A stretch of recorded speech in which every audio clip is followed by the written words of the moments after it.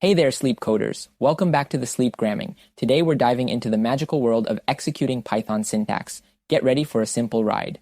So now let's see how we can make Python speak. Think of it like Python's way of talking or announcing things. In this code, we're telling Python to say, "Hello world."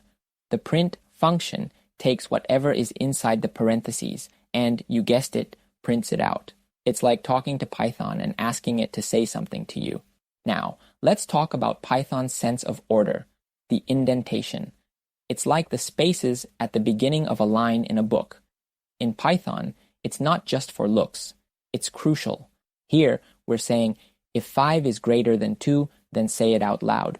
Python loves order, so we indent to show what belongs where.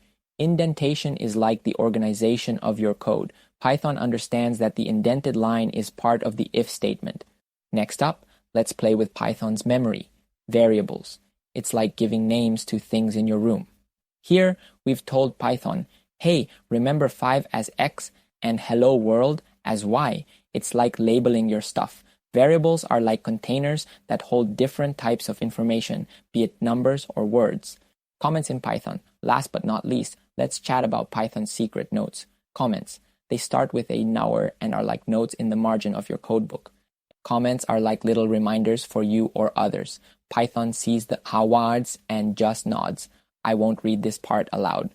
They're great for explaining what your code is doing or leaving yourself notes for the future.